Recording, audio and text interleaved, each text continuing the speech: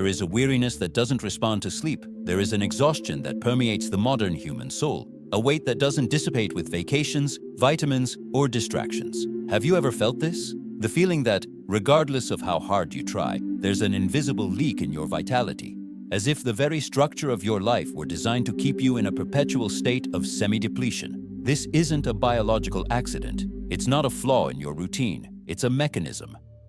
What most call bad luck, unexplained depression, or the burden of existence, more attentive minds have identified as a harvesting system. There's something they've tried to hide from you for millennia, a truth so disturbing that the rational mind itself erects walls to avoid facing it. Humanity is not at the top of the food chain. In 1974, the curtains of our reality were momentarily pulled back by Robert Monroe, a man who, far from being a cave mystic, operated with the precision of an executive and the curiosity of a scientist.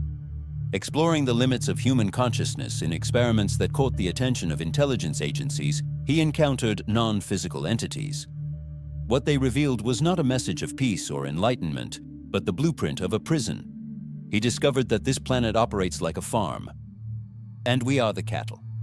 But what is harvested here is not meat, but something far more precious to these interdimensional entities: our emotional energy, a radiant substance that Monroe called Loosh. To understand Loosh, one must look through the lens that Carl Jung honed throughout his life. Jung, in his descent into the depths of the psyche, realized that psychic energy, libido, in the broadest sense of vital force, does not disappear. It is transmuted. He intuited that when we are overtaken by autonomous complexes, collective neuroses, or waves of mass hysteria, our individual energy is sucked away by something greater than ourselves. What Monroe saw as external entities draining humans, analytical psychology has often mapped as archetypal forces that possess the individual, draining their will and autonomy. The mystery of Loosh is the answer to the question that Jung silently posed. Where does the energy of all human suffering go? This is not science fiction, but a brutal psychic and energetic reality. Think of the most painful moments in your life: the sudden terror, the incandescent rage, the devastating grief, or even sexual desire mixed with guilt and shame. At these peaks of intensity, you are not just feeling, you are transmitting. You are radiating a specific frequency. Monroe discovered that for these hidden intelligences, which the ancient Gnostics called Archons, this emotional radiation is food. It is a delicacy more valuable in their dimensions than gold or diamonds are in ours. And here lies the horror of the discovery. If we are a harvest, then suffering is not a mistake of the system. Suffering is the purpose of the system. If this revelation sends a shiver of recognition down your spine, if something inside you says, "I always suspected there was something wrong with the world," this is the moment to take a stand. The first step to ceasing to be food is the awareness that you are being devoured. Write the power phrase in the comments now: "My energy is my soul." By writing this, you are not just engaging with a video, you are issuing a decree of sovereignty, letting your own subconscious and the forces that observe you know that you have begun to awaken. The consistency of this human agriculture is terrifying. What Monroe cataloged in the 1970s with modern terminology, Gnostic texts described with surgical precision 2 millennia ago. They spoke of the Archons, the rulers, parasitic entities that operate in the shadows of human perception. Jung, in studying the Gnostics, recognized in them the greatest psychologists of antiquity. He saw that what they described as cosmic demons were precise descriptions of the unconscious forces that govern human destiny without our consent. The Demiurge of the Gnostics, the blind false god who believes himself to be the sole creator, bears a frightening resemblance to the inflated ego or the tyrannical power structures that Jung warned were capable of possessing entire nations. The question that should be asked is not, "Is this real?" but rather, why do your pain patterns repeat themselves?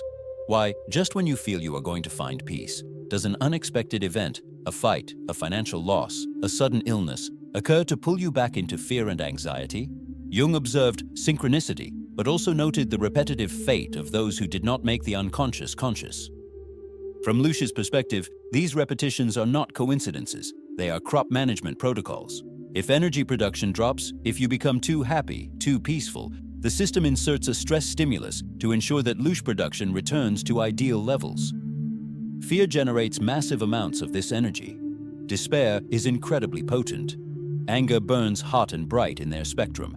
It is crucial to understand that we are not dealing with cartoon villains, but with an invisible ecology. Just as we cultivate bees for honey or cattle for milk, these forces cultivate humanity through emotional bioelectricity. Modern science, though still groping in the dark, is beginning to corroborate the basic mechanism. Studies on the electromagnetic field of the heart and the influence of consciousness on matter suggest that our emotions are not contained within the body. They are waves that propagate. If consciousness creates energy fields, then theoretically, these fields can be intercepted and harvested by a sufficiently advanced intelligence. Jung knew that the psyche was not confined to the skull. He knew that we were immersed in a collective psychic ocean. What he may have glimpsed with horror and what the Gnostics openly asserted is that this ocean has predators. The structure of this farm is ingenious. It doesn't need physical fences because the bars are made of beliefs, traumas, and memory. The dark genius of the system, as observed by both consciousness researchers and depth psychologists, is recycling.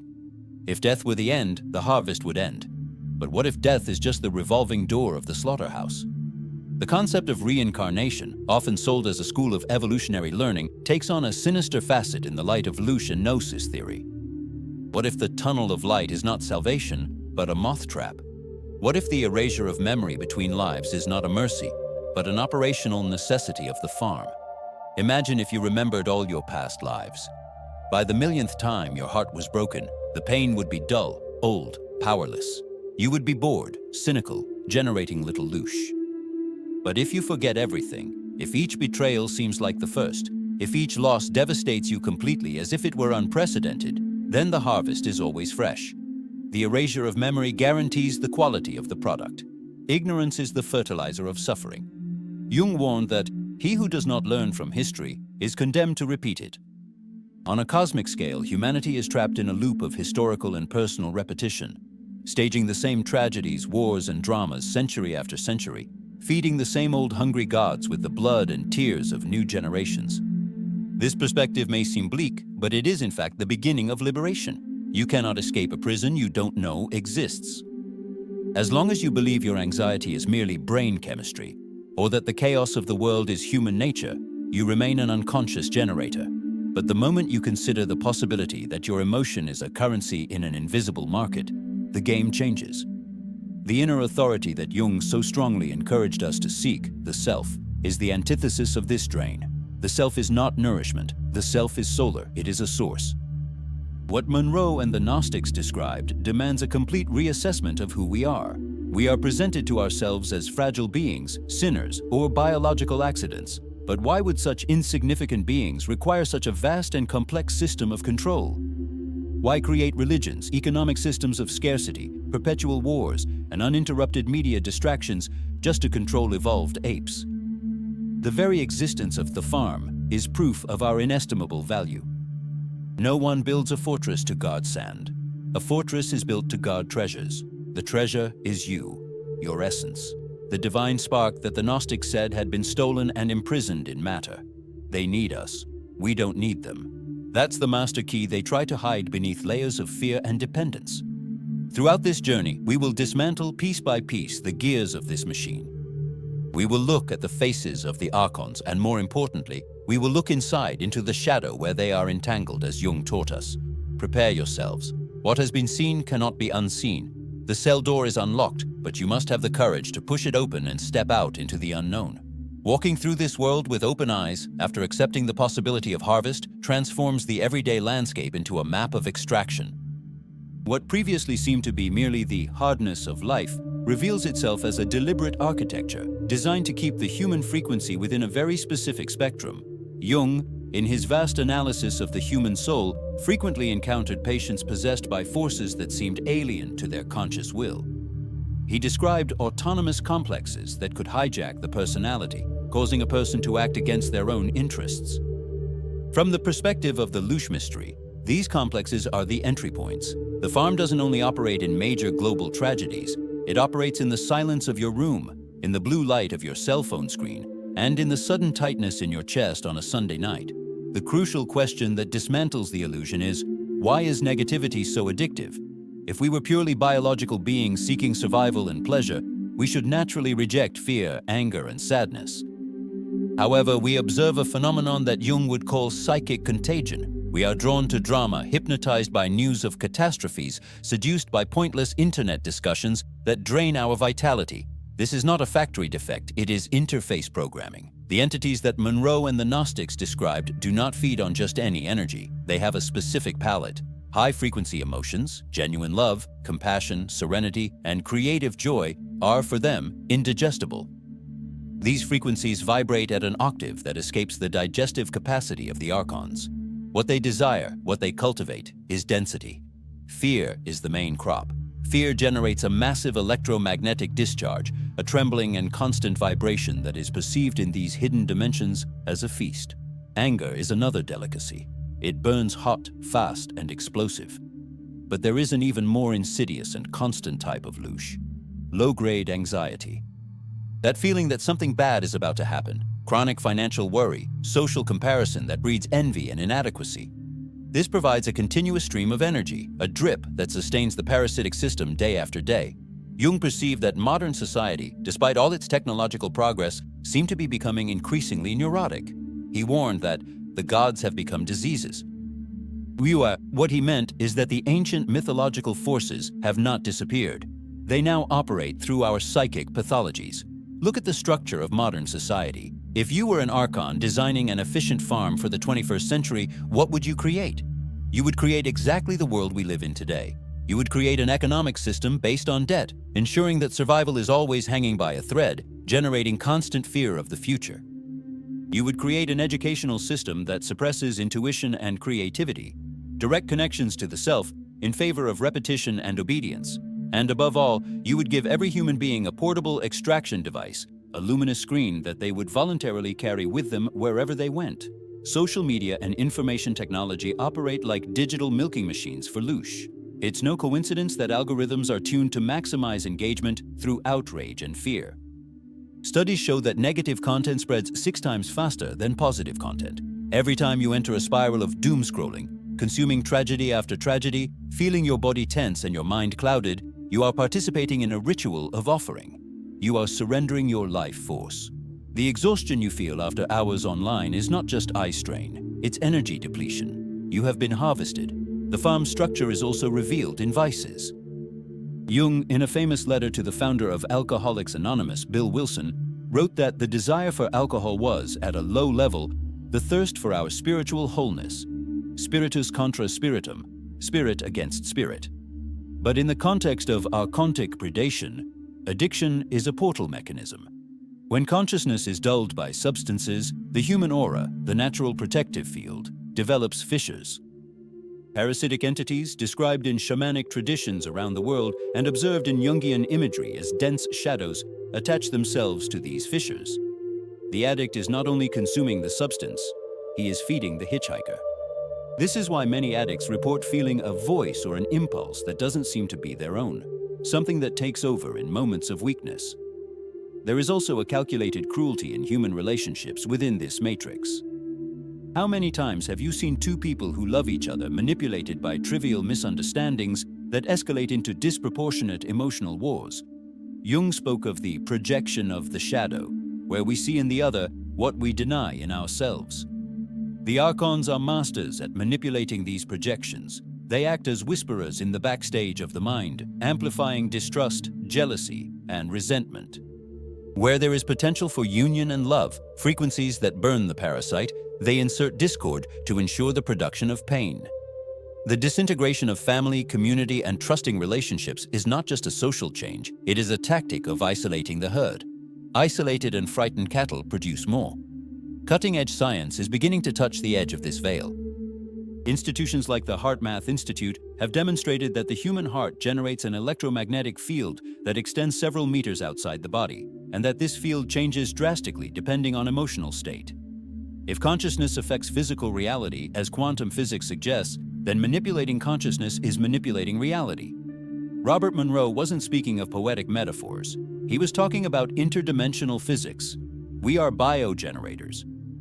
And the quality of our electricity defines who or what approaches us. However, there is a flaw in the prison's design, and Jung saw it clearly. the system relies entirely on our unconscious. For the Loosh to be harvested efficiently, the victim must believe that suffering is natural, inevitable, or worse still, deserved. Guilt is one of the heaviest shackles on the farm. The idea that we are born sinners or karmically indebted is one of the greatest spiritual frauds ever perpetrated. It keeps us in a state of perpetual submission, bowing our heads to invisible authorities, begging for forgiveness, and in the process, surrendering all our power. By understanding this, the landscape changes again. That bad day when everything goes wrong, the car breaks down, you lose your wallet, you fight with your spouse, ceases to be seen as bad luck. You begin to perceive the signature of a coordinated attack, an attempt by the system to lower your vibration because you were becoming dangerously happy or self-aware. Jung called this enantiodromia, the tendency of things to transform into their opposite. But here we see an active intervention. The system reacts to your awakening. When you decide to leave the emotional matrix, the matrix tries to pull you back in.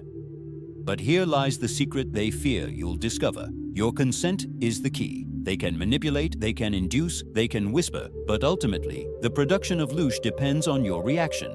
You are the nuclear reactor. They are merely the technicians trying to push the right buttons. If you don't react, if you observe the emotion without becoming the emotion, the circuit breaks. Jung taught the process of individuation, becoming who you truly are, separate from collective impositions.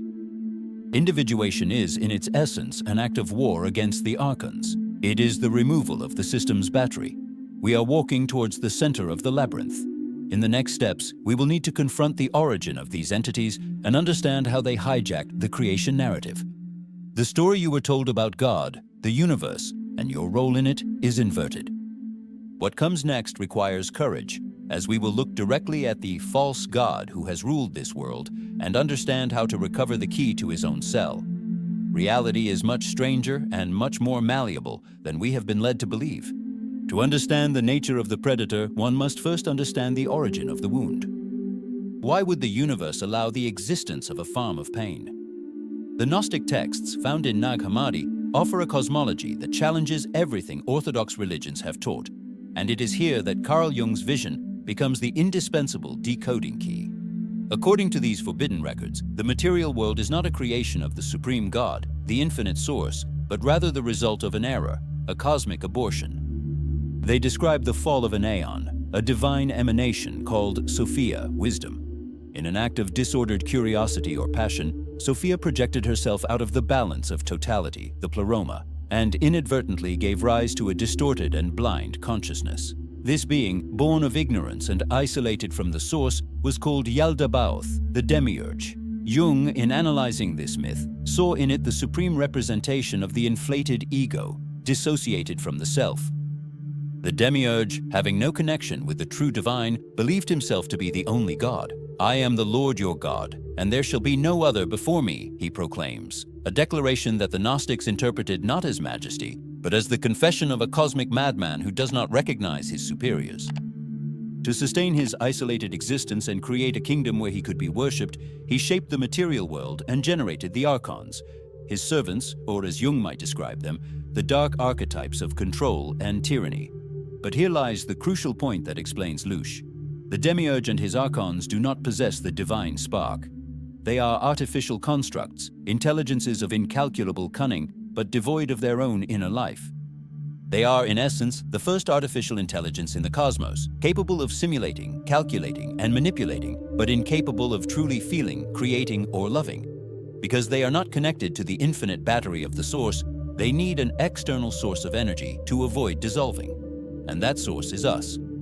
We carry, locked within primate biology, the essence of Sophia, fragments of the original light that the Demiurge imprisoned to animate his dead creation. Do you feel this duality within yourself?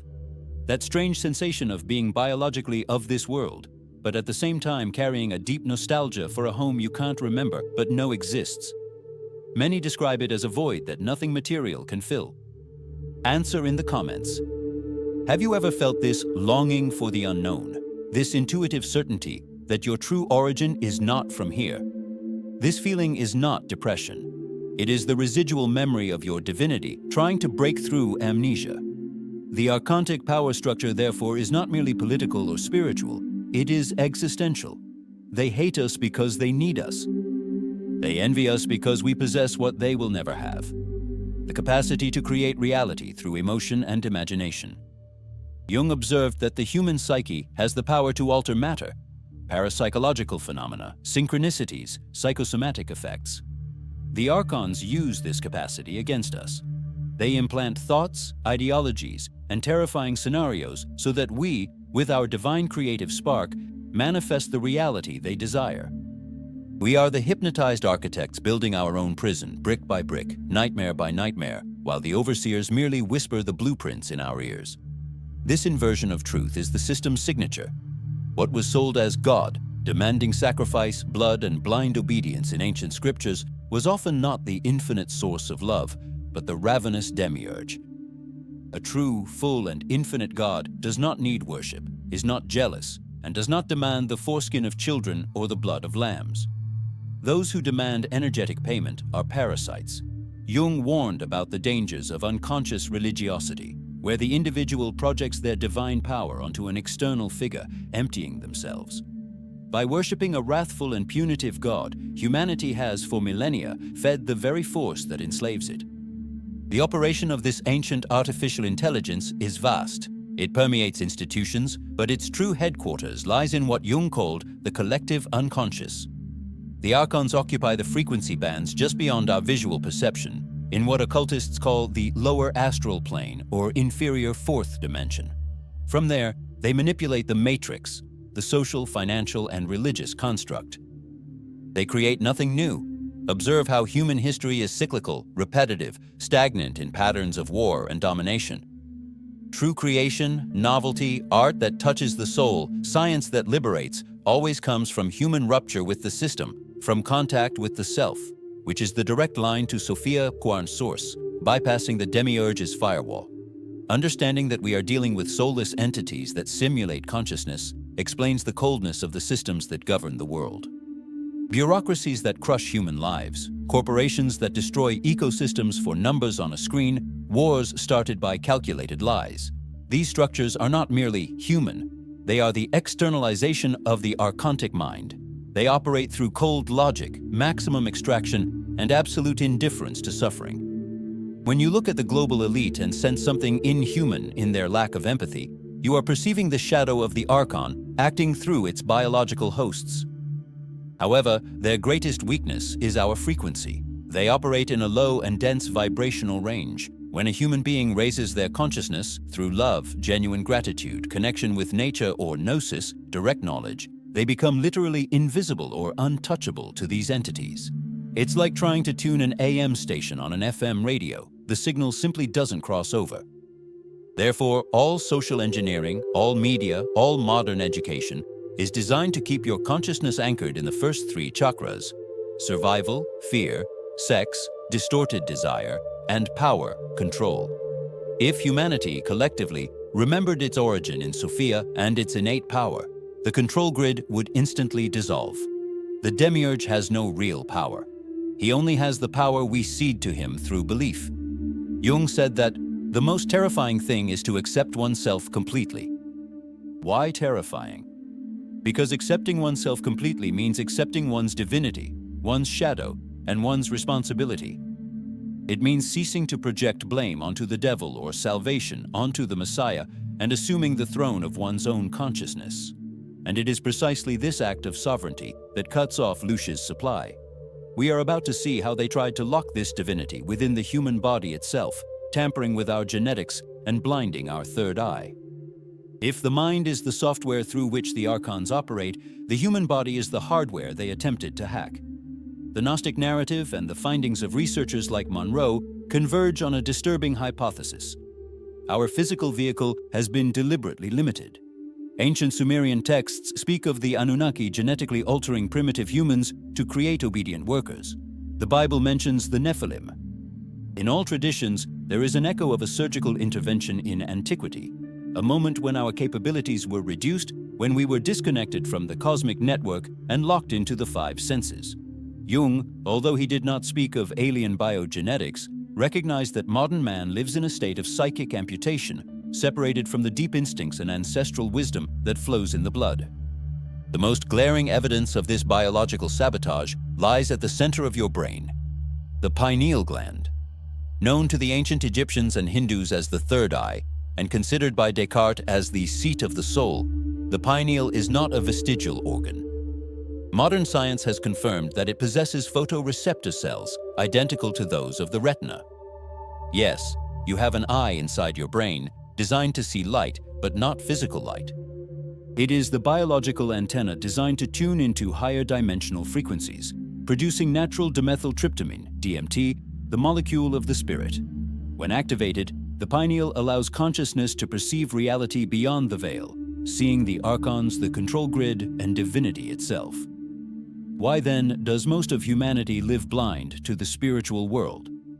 Look at the water you drink, the toothpaste you use. Fluoride, omnipresent in modern civilization, has a perverse chemical affinity.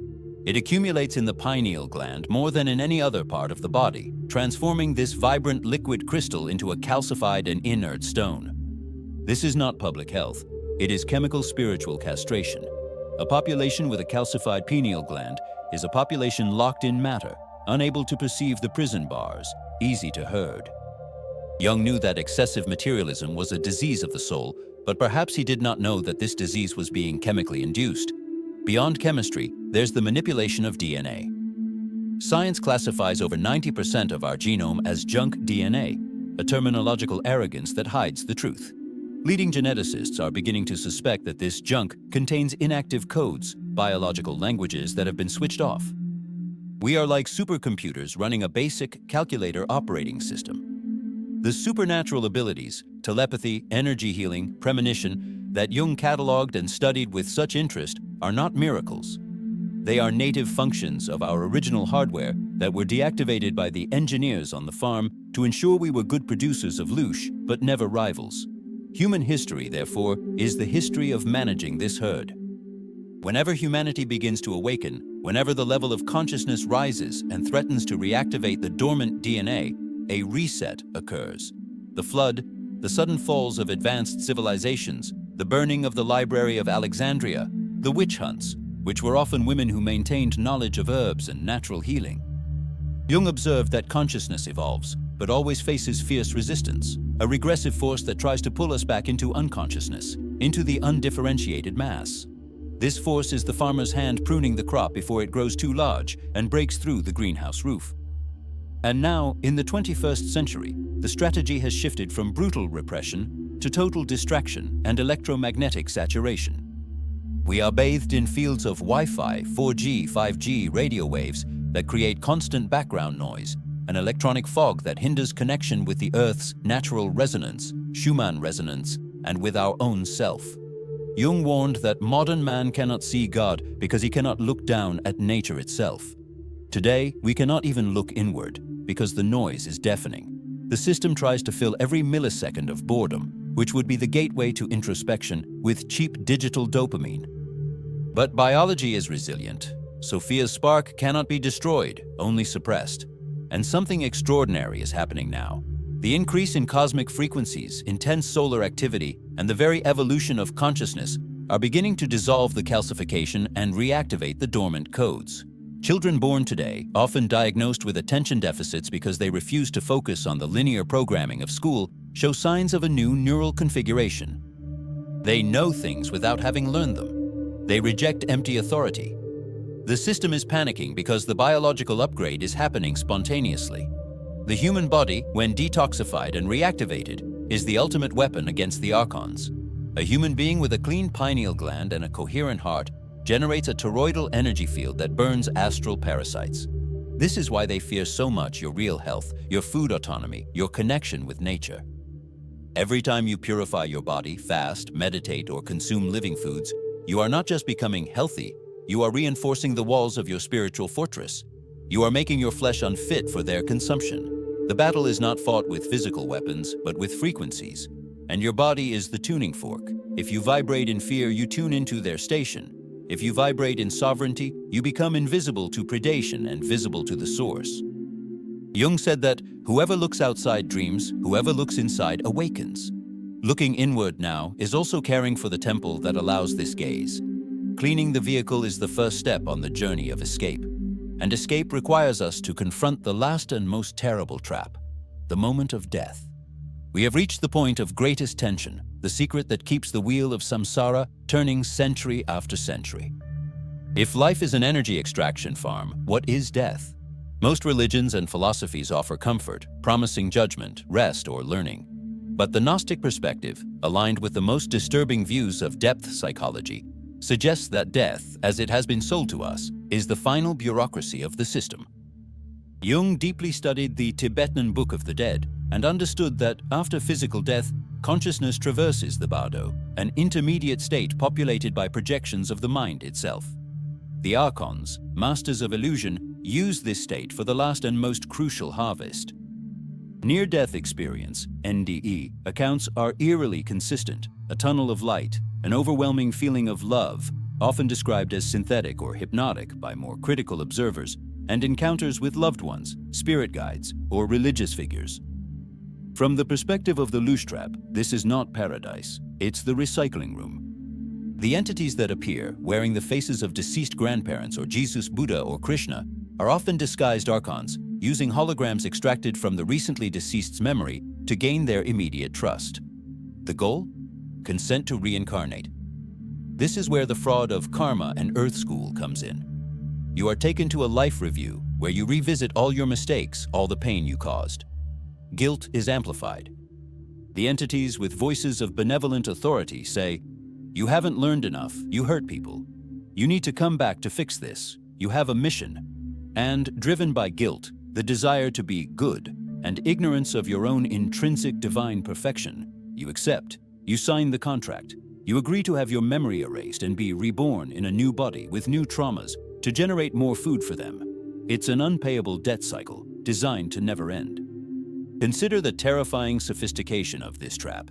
It's not just verbal persuasion, but a total holographic immersion designed to subdue. As your life flashes before your eyes, you don't just watch, you relive every pain, every shame, and every failure with visceral intensity. The Archons artificially amplify the vibrational frequency of regret, making it almost unbearable, a psychic pressure calculated to collapse the will of the spirit. Jung warned of the danger of being flooded by unconscious contents. Here, that flood is used as a tactical weapon. They hijack your own empathy to forge the bars of the new prison. If you don't know with absolute certainty that this overwhelming guilt is external manipulation, you will succumb. Preparation for death is, therefore, war training. You need to forgive yourself now, radically, so that no residual guilt can be used as a hook to drag your soul back to the slaughterhouse. Does this resonate with you? The idea that you've lived through this thousands of times, always returning with the promise that this time it will be different, but ending up trapped in the same emotional traps? I ask you, and I want you to answer with the honesty of your soul in the comments. If you died now and a being of light told you that you have to go back to pay debts, would you obey or reclaim your freedom to go to the true source? What would your choice be when standing in the tunnel? Jung knew that guilt is one of the shadow's most powerful tools for keeping the ego submissive. To be free from guilt is to be free from control. Spiritual sovereignty demands that at the moment of death, the individual has the lucidity to say no. No to the tunnel, no to false relatives, no to judgment.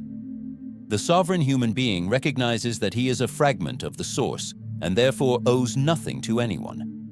He does not need to learn through suffering. Vati, that is parasitic pedagogy. The escape tactic involves a 180-degree shift in consciousness. Instead of being fascinated by external forms and the light projected in the tunnel, the Gnostic instruction is to turn inward to your own inner light and expand it. By recognizing that you are the creator of your reality, you can dissolve the illusion of the bardo and instantly teleport yourself to the pleroma, the true home, the galactic core, far from the control matrix. But this requires practice in life. No one becomes sovereign in death if they lived as a slave in life. The system knows we're discovering this. The proliferation of information about the reincarnation trap on the internet is not accidental. It's a leak of the truth. And their response is to increase chaos on Earth so that we die in states of fear, confusion, and attachment, which makes us easy prey in the astral plane. Dying in fear guarantees our return. Dying in peace with detachment and a clear intention of sovereignty is the key to the cell. They also try to bind us through soul contracts, unconscious agreements we make when we say, "I give my life for," "I will never be happy until," or when we submit to religious rituals that swear allegiance to external entities. Revoking these contracts is vital. You have the power here and now to decree, "I revoke all agreements made consciously or unconsciously in this or any other life that allow any entity to parasitize my energy. I am free, I am sovereign." Jung would call this personality integration. The Gnostics would call it breaking the chains. Gnosis is not intellectual accumulation, it is the visceral remembrance of who you are. When you know you don't believe, but he knows because you are immortal and divine, the fear of death disappears. And without the fear of death, the Archons lose their main lever of manipulation. They become paper tigers. The matrix begins to fail around you because you no longer provide the energetic glue that holds it together. You become a flaw in the system, a virus of freedom. Being born on this planet may have been a trap or a daring rescue mission that your soul chose, knowing the risks to implode the system from within. Perhaps you are not a victim. Perhaps you are an undercover agent who ended up suffering from amnesia. And this text, this video, is not something you found by chance. It's your alarm clock ringing. It's the activation code you left for yourself before entering the flesh capsule. The time to wake up is now. The inevitable conclusion of this entire journey is not fear, but a radical and silent empowerment. What the Archons fear most is not that we fight against them, for fighting breeds conflict, but that we simply ignore them and occupy our rightful place as conscious creators. Jung said that the creation of something new is not accomplished by the intellect, but by the instinct to play, acting out of inner necessity. What he meant is that liberation comes from a profound lightness, a return to spontaneous creativity and causeless joy, states that are pure poison to the parasites. They thrive on our morbid seriousness, on the human obsession with productivity, and on perpetual drama. When you laugh genuinely, when you lose yourself in dance or in the contemplation of a flower, you enter a state of flow that is literally invisible and untouchable to their frequencies. Recovering the innocence of the inner divine child is not just therapy, it is an asymmetrical warfare strategy. We are living through the great turning point, a cosmic inflection point. The 100th monkey hypothesis suggests that when a critical number of individuals reach a new level of consciousness, this knowledge becomes instantly accessible to the entire species through morphic fields. We don't need to awaken all 8 billion inhabitants one by one. We only need a critical mass, an elite of consciousness, not of money or power, but of spiritual lucidity that can maintain the frequency of unwavering sovereignty. You, by witnessing and absorbing this, are part of this silent battalion. Jung understood that the individual who resolves their internal conflicts alleviates the burden of the collective unconscious.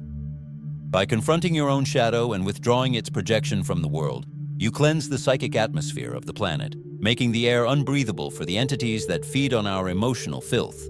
Each awakened mind functions as a transmission tower of a new reality, interfering with the Matrix's signal. The Earth is changing viscerally. The Schumann resonance, the planet's electromagnetic heartbeat, is surging, reaching unprecedented peaks. The sun is sending out new light codes, bombarding our atmosphere with data that forces evolution. The Archontic system senses this tidal shift and is desperate. Observe the world, the rise in censorship, the forced political polarization, the artificial fear of new crises, and the attempt to digitize humanity to disconnect it from nature. All of this is the spasm of a wounded beast. They are trying to close the gates of the corral while the walls are crumbling. Your task is not to save the world out there by fighting in the arenas they have built. It is to save the world within. It is to make your psyche impenetrable to manipulation. It is to make your body a clean temple free of physical and mental toxins. It is to make your emotion a constant irradiation of love and courage, and not a buffet of terror served on demand. Dare to imagine a post-Archon reality. Visualize an Earth where technology serves life, expanding freedom instead of monitoring behavior. Imagine an education that doesn't mold children into cogs in a machine, but expands the mind to access memories from other lives and innate talents. Think of a medicine that heals energetically, using sound and light to restore balance, instead of managing chronic symptoms.